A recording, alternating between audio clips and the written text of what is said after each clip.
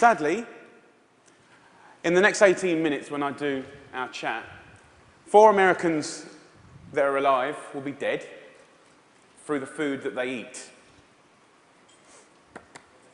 My name's Jamie Oliver. I'm 34 years old.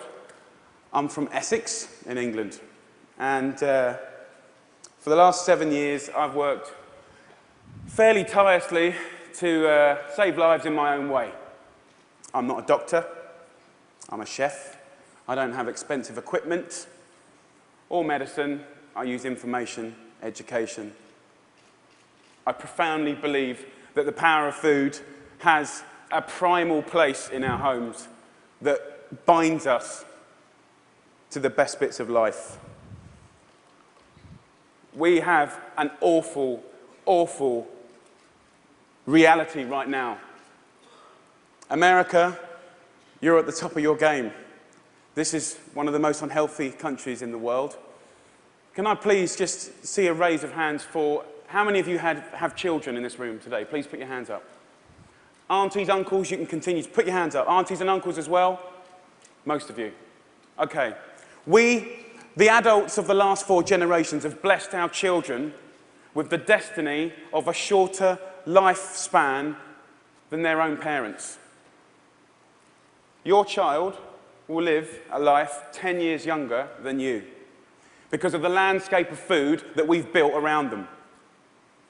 2/3 of this room today in America are statistically overweight or obese. You lot, you're all right, but we'll get you eventually, don't worry. Right? The statistics of bad health are clear, very clear. We spend our lives being paranoid about death, murder, homicide, you name it. It's on the front page of every paper, CNN. Look at homicide at the bottom, for God's sake. Right?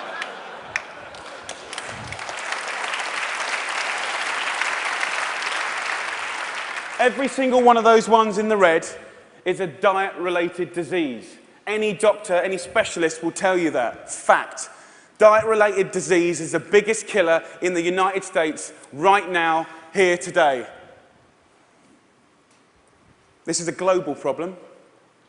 It's a catastrophe. It's sweeping the world. England is right behind you, as usual.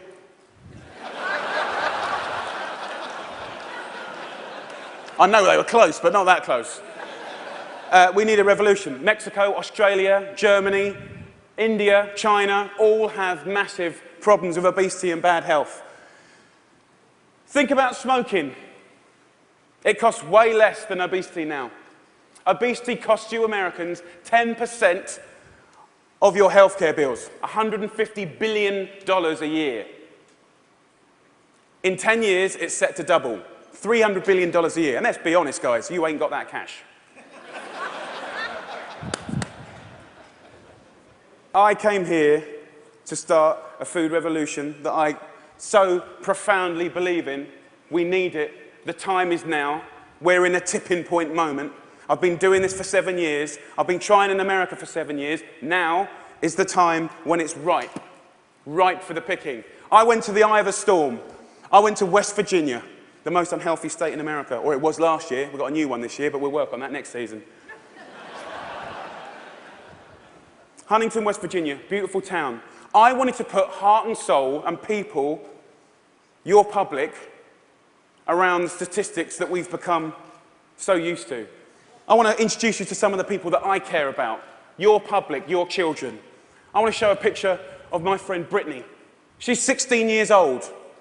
She's got 6 years to live because of the food that she's eaten. She's the 3rd generation of Americans that hasn't grown up in a food environment where they've been taught to cook at home or in school, or her mum, or her mum's mum. She has 6 years to live.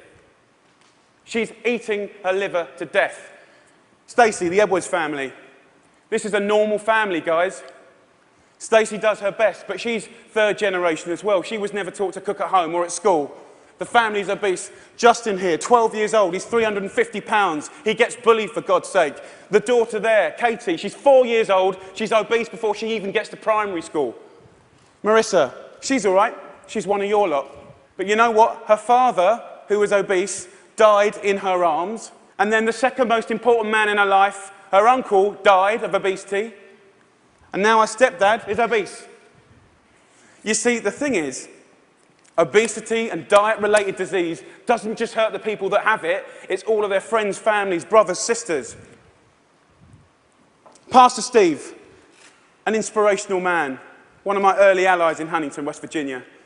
He's at the sharp knife edge of this problem. He has to bury the people, okay? And he's fed up with it. He's fed up with burying his friends, his family, his community. Come winter, 3 times as many people die. He's sick of it. This is preventable disease, waste of life. By the way, this is what they get buried in. We're not geared up to do this. Can't even get them out the door, and I'm being serious. Can't even get them there, forklift. Okay, I see it as a triangle, okay? This is our landscape of food. I need you to understand it. You've probably heard all this before, but let's just go back over it. Over the last 30 years, what's happened that's ripped the heart out of this country? Let's be frank and honest. Well, modern day life. Let's start with the main street. Fast food has taken over the whole country, we know that. The big brands are some of the most important powers, powerful powers in this country. Supermarkets as well. Big companies, big companies. 30 years ago, most of the food was largely local and largely fresh. Now, it's largely processed and full of all sorts of additives, extra ingredients, and you know the rest of the story. Portion size is obviously a massive, massive problem. Labelling is a massive problem. The labelling in this country is a disgrace. They want to self-police themselves. The industry want to self-police themselves. What, in this current climate? They don't deserve it. How can you say something is low fat when it's full of so much sugar? Home. The biggest problem with the home is that used to be the heart of passing on food culture, what made our society. That ain't happening anymore. And you know what, as we go to work and as life changes and as life always evolves, we kind of have to look at it holistically, step back for a moment and readdress the balance. It ain't happening, hasn't happened for 30 years, okay? I want to show you a situation that is very normal right now, the Edwards family. Let's have a talk. This stuff goes through you and your family's body every week. And I need you to know that this is going to kill your children early. How are you feeling? I'm just feeling really sad and depressed right now. That, I want my kids to succeed in life, and this isn't gonna get them there. But I'm killing them. Yes, you are. You are. But we can stop that. Normal. Let's get on schools, something that I'm fairly much a specialist in. Okay, school. So what is school? Who invented it? What's the purpose of school? School was always invented to arm us with the tools to make us creative, be able to do wonderful things, make us earn a living, etc., etc., etc. It's been kind of in this sort of tight box for a long, long time, okay? But we haven't really evolved it to deal with the health catastrophes of America, okay? School food is something that most kids, 31 million a day actually, have twice a day, more than often, breakfast and lunch, 180 days of the year. So you could say that school food is quite important, really, judging the circumstances.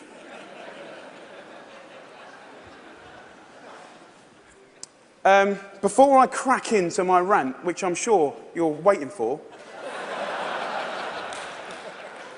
I need to say one thing, and it's so important in hopefully the magic that happens and unfolds in the next 3 months. The lunch ladies, the lunch cooks of America, I offer myself as their ambassador. I'm not slagging them off. They're doing the best they can do. They're doing their best. But they're doing what they're told, and what they're being told to do is wrong. The system is highly run by accountants. There's not enough or any food knowledgeable people in the business. There's a problem. If you're not a food expert and you've got tight budgets and it's getting tighter, then you can't be creative. You can't duck and dive and write different things around things. If you're an accountant and a box ticker, the only thing you can do in these circumstances is buy cheaper shit. Now, the reality is the food that your kids get every day is fast food. It's highly processed. There's not enough fresh food in there at all. You know, the amount of additives, E-numbers, ingredients you wouldn't believe. There's not enough veggies at all. French fries are considered a vegetable. Pizza for breakfast. They don't even get given crockery. Knives and forks, no, they're too dangerous. There's scissors in the classroom, but knives and forks, no. And the way I look at it is if you don't have knives and forks in your school, you're purely endorsing, from a state level, fast food, because it's handheld. And yes, by the way, it is fast food. It's sloppy joes, it's burgers, it's wieners, it's pizzas, it's all of that stuff. 10% of what we spend on healthcare, as I said earlier, is on obesity, and it's going to double. We're not teaching our kids. There's no statutory right to teach kids about food, elementary or secondary school, okay? We don't teach kids about food, right? And this is a little clip from an elementary school, which is very common in England. Who knows what this is? Potatoes. Potato? So you think these are potatoes? Do you know what that is? Do you know what that is? Broccoli. What about this? Our good old friend. Do you know what this is, honey? Celery. No. What do you think it is, darling? Onion. Onion, no. Immediately you get a really clear sense of, do the kids know anything about where food comes from? Who knows what that is? Pear. What do you think this is? I don't know. If the kids don't know what stuff is, then they will never eat it. Normal. England and America. England and America. Guess what fixed that? Guess what fixed that? 2 one-hour sessions. We've got to start teaching our kids about food in schools, period.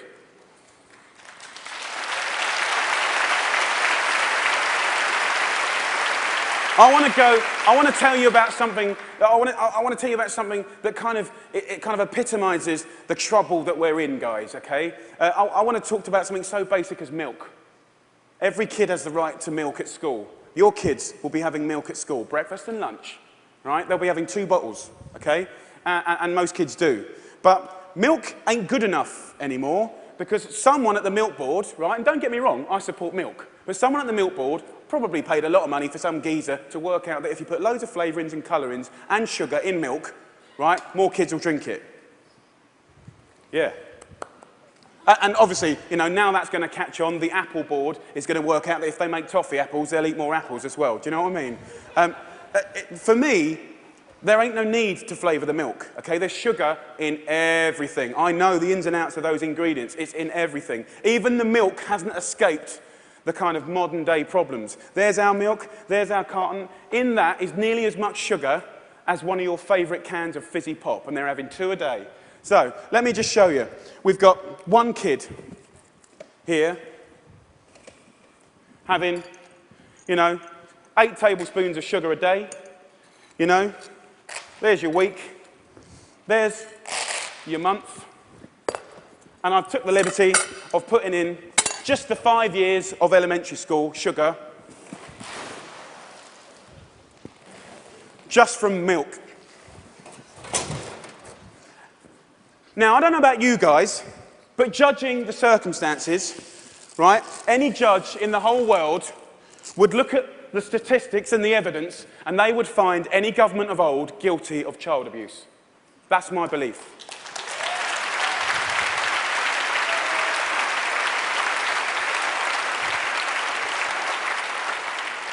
Now, if I came up here, and I wish I could come up here today, and hang a cure for AIDS or cancer, you'd be fighting and scrambling to get to me. All this bad news is preventable. That's the good news. It's very, very preventable.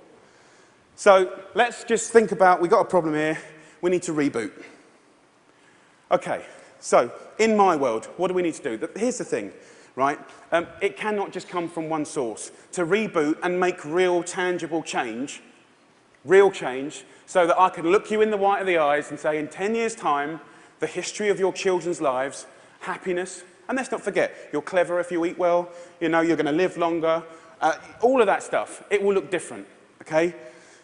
So, supermarkets. Where else do you shop so religiously? Week in, week out. How much money do you spend in your life in a supermarket? Love them.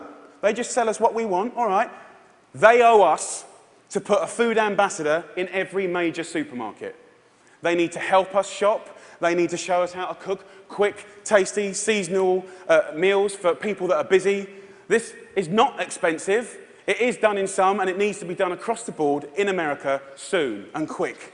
The big brands, you know, the food brands, need to put food education at the heart of their businesses. I know, easier said than done. It's the future. It's the only way. Fast food. With the fast food industry, you know, it's very competitive. I've had loads of secret papers and dealings with fast food restaurants. I know how they do it. I mean, basically, they've weaned us on to these hits of sugar, salt, and fat, and X, Y, and Z, and everyone loves them, right? So these guys are going to be part of the solution, but we need to get the government to work with all of the fast food purveyors and the restaurant industry, and over a 5, 6, 7-year period, wean us off the extreme amounts of fat, sugar, fat, and all the other non-food ingredients. Now, also, back to the sort of big brands, labelling, I said earlier, is an absolute farce and has got to be sorted. Okay, school. Obviously, in schools, we owe it to them to make sure those 180 days of the year, from that little precious age of 4 to 18, 20, 24, whatever, they need to be cooked proper, fresh food from local girls on site, okay? There needs to be a new standard of fresh, proper food for your children. Yeah?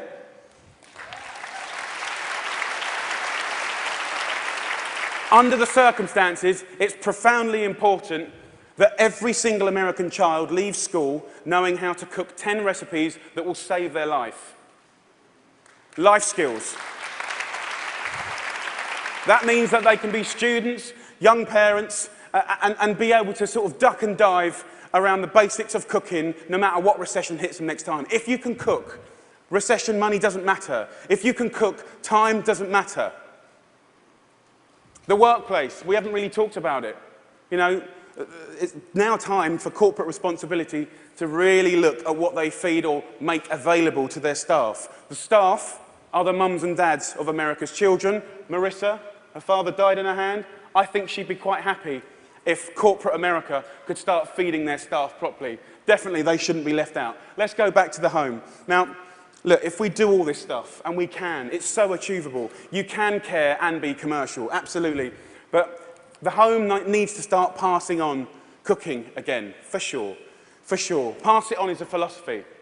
And for me, it's quite romantic, but it's about if one person teaches 3 people how to cook something, you know, and they teach 3 of their mates, that only has to repeat itself 25 times, and that's the whole population of America. Romantic, yes, but most importantly, it's about trying to get people to realise that every one of your individual efforts makes a difference. We've got to put back what's been lost. Huntington Kitchen. Huntington, where I made this programme, you know, we've got this primetime programme that hopefully will inspire people to really get on this change. I truly believe that change will happen. Huntington Kitchen, I work with a community. I worked in the schools. I found local sustainable funding to get every single school in the area from the junk onto the fresh food. $6.5 grand per school. That's all it takes, $6.5 grand per school. The kitchen is 25 grand a month, okay? This can do 5,000 people a year, which is 10% of their population, and it's people on people. You know, it's local cooks teaching local people. It's free cooking lessons, guys. Free cooking lessons in the main street. This is real tangible change. Real tangible change. Around America, if we just look back now, there's plenty of wonderful things going on. There's plenty of beautiful things going on. There are angels around America doing great things in schools, farm-to-school setups, garden setups, education. There are amazing people doing this already. The problem is they all want to roll out what they're doing to the next school and the next, but there's no cash. We need to recognize the experts and the angels quickly, identify them, and allow them to easily find the resource to keep rolling out what they're already doing and doing well. Businesses of America need to support Mrs. Obama to do the things that she wants to do.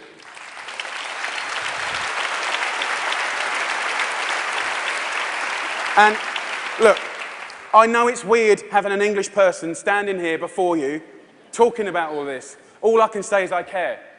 I'm a father, and I love this country. And I believe truly, actually, that if change can be made in this country, beautiful things will happen around the world. If America does it, I believe other people will follow. It's incredibly important.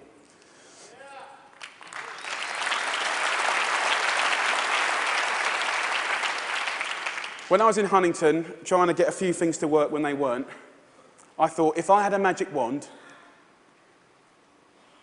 what would I do? And I thought, you know what, I'd just love to be put in front of some of the most amazing movers and shakers in America. And a month later, Ted phoned me up and gave me this award. I'm here. So my wish.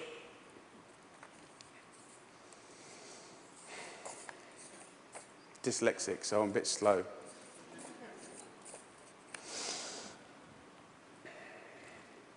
My wish is for you to help a strong, sustainable movement to educate every child about food, to inspire families to cook again, and to empower people everywhere to fight obesity.